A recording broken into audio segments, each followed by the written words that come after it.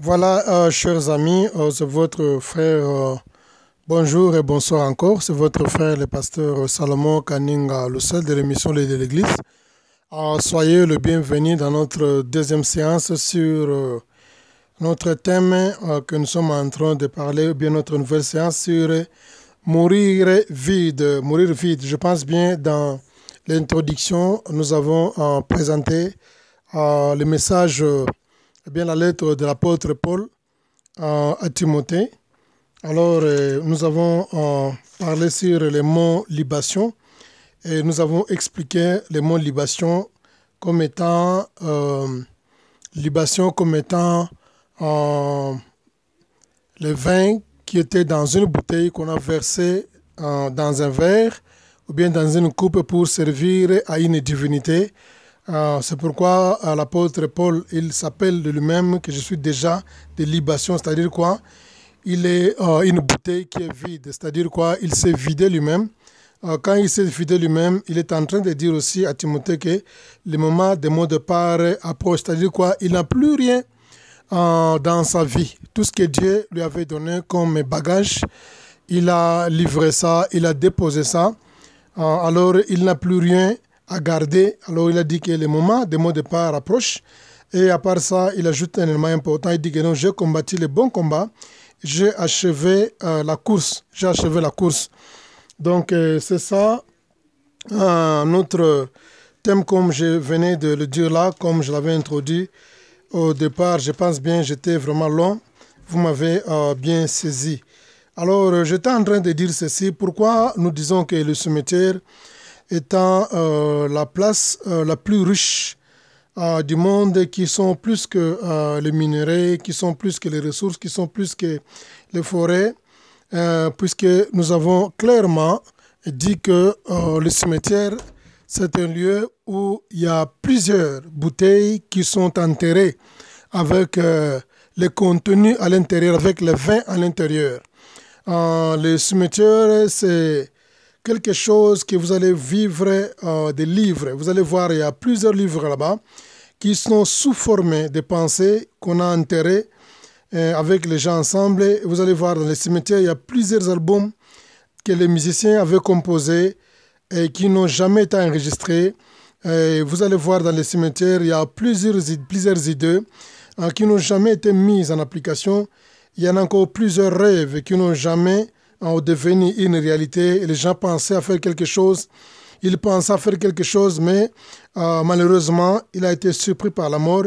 Il n'a pas eu le temps de faire de ça une réalité. Et il y a des grands leaders qui ont été enterrés avec leur vision sans pour autant les matérialiser. Il y a plusieurs plans dans les cimetières qui n'ont jamais été exécutés. Il y a plusieurs objectifs qui n'ont jamais été atteints. Et dans des cimetières aussi, il y a plusieurs problèmes qu'on a enterrés sans solution. Et dans les cimetières, il y a plusieurs... Je m'excuse. Il y a plusieurs magasins, plusieurs livres qu'on n'a jamais terminés et qu'on n'a jamais publiés. Donc, en bref, dans les cimetières, vous allez voir, il y a beaucoup de projets qui ont été toujours inachevés. Pourquoi?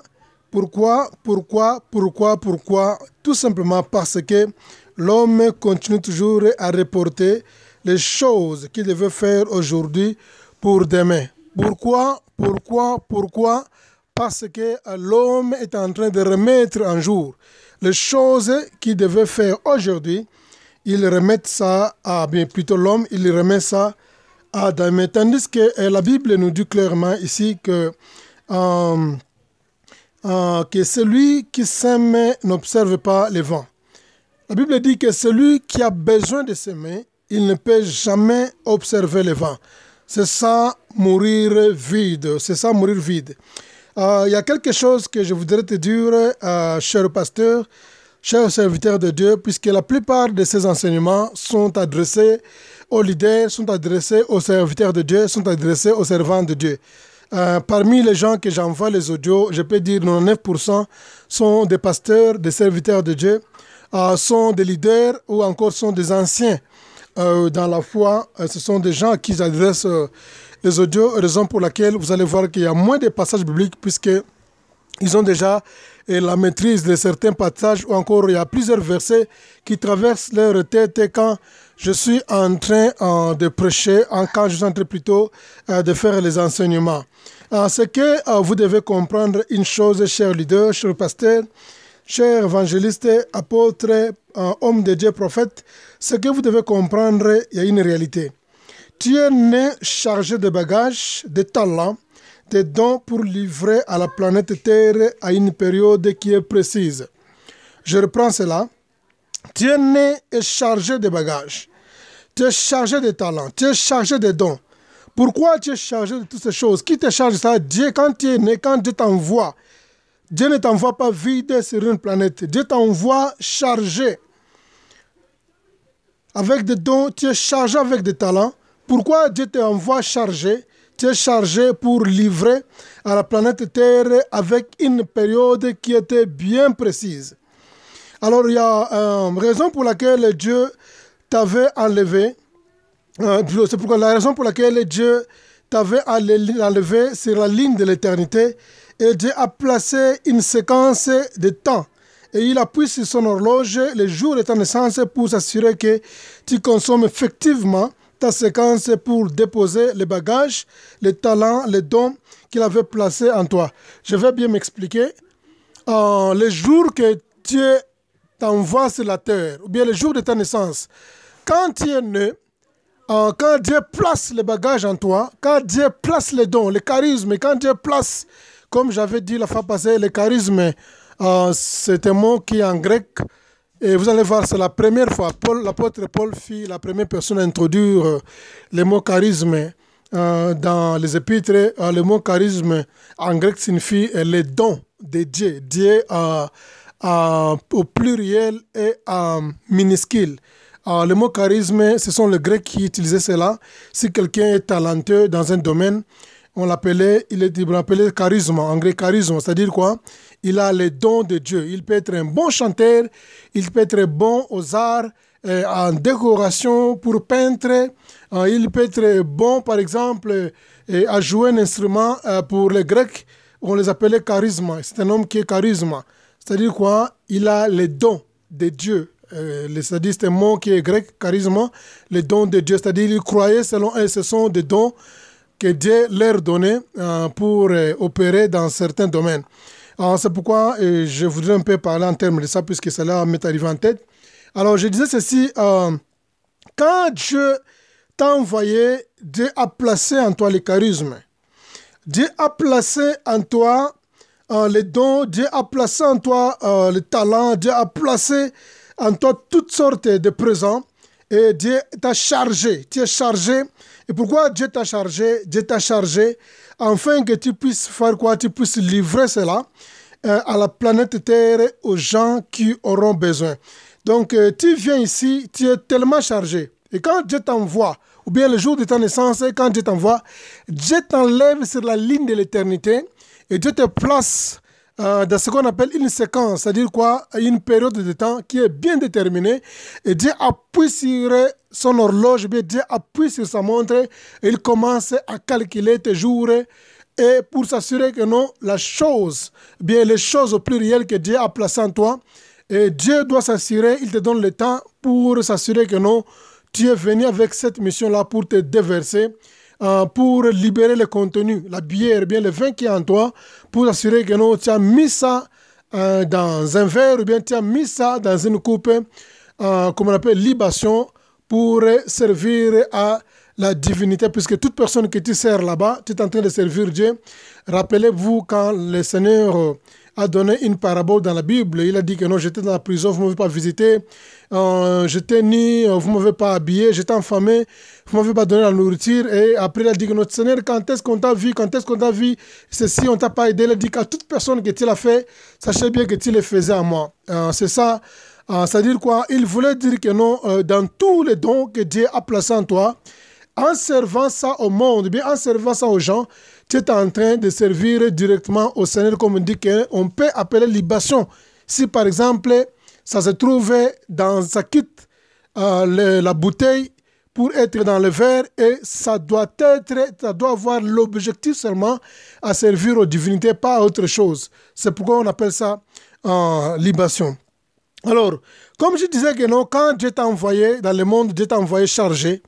Alors, Dieu a appuyé sur son horloge, Dieu t'a enlevé sur une séquence, Dieu t'a enlevé sur la ligne de l'éternité, il t'a placé sur une séquence de temps pour s'assurer que non, tu dois utiliser effectivement ton temps en versant les dons qu'il a donnés au service des autres. Alors, c'est pourquoi je suis ici pour te rappeler que tu as en toi le conteneur, tu as en toi le contenu, tu as en toi le vin du Seigneur, que tu n'as pas encore pensé à livrer ça au monde parce que tu fais que reporter, tu fais que mettre en jour les choses que tu devrais faire aujourd'hui et tu es en train de le faire ça demain. Et pourtant, tu t'approches déjà du cimetière, tu as encore les mêmes bagages sans avoir déposé ça. Donc, tu as encore les mêmes bagages. Nous sommes en train de nous approcher lentement et sûrement vers le cimetière, sûrement vers notre tombe, mais jusque-là, tu es en train encore de garder les bagages que le Seigneur Dieu a placés, a versés dans ta vie, avant que Dieu puisse encore t'envoyer dans ce monde-ci. L'homme le plus malheureux de la terre, c'est celui qui vit sans objectif et ne connaît pas sa raison d'être où il est appelé à faire. C'est-à-dire quoi? La personne la plus malheureuse, ce n'est pas celui qui n'a pas étudié. Ce n'est pas la personne qui est pauvre et qui n'a pas un emploi. Ce n'est pas un orphelin qui n'a pas de parents, qui n'a pas de famille. Ce n'est pas plutôt la personne qui n'a jamais fréquenté une église dans sa vie.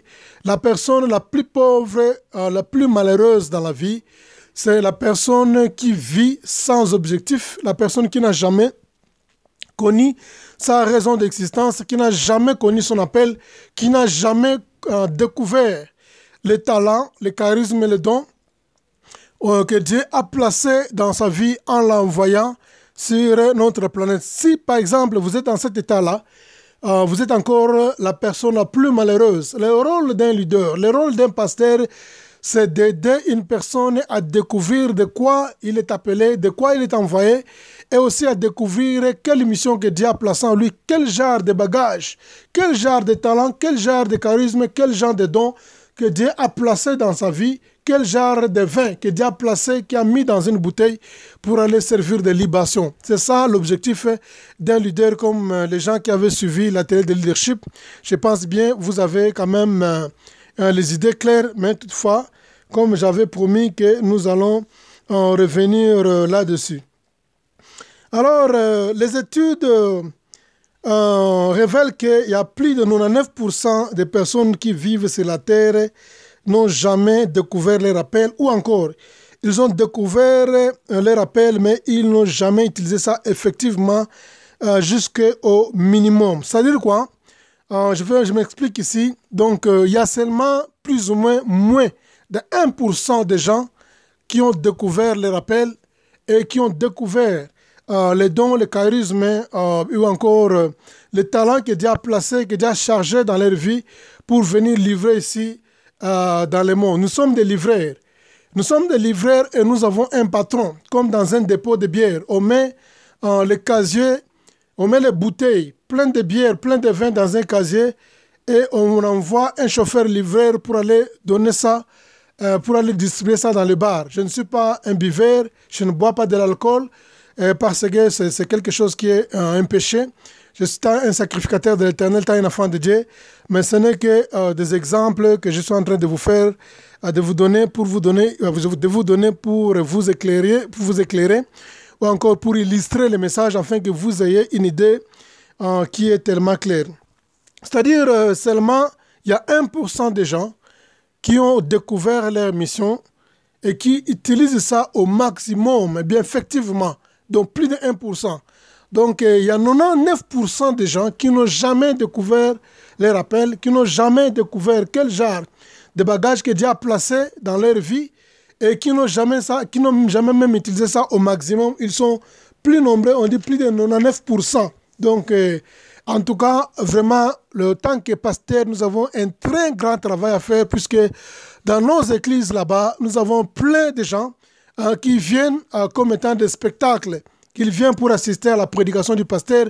Mais les pasteurs, nous devons faire un effort tant qu'un berger, tant qu'un apôtre, tant qu'un prophète, tant qu'un enseignant, tant qu'un évangéliste. Nous avons un grand devoir de prêcher la parole de Dieu aux gens afin que chacun puisse découvrir les talents de quoi il est appelé, afin que chacun puisse découvrir sa mission.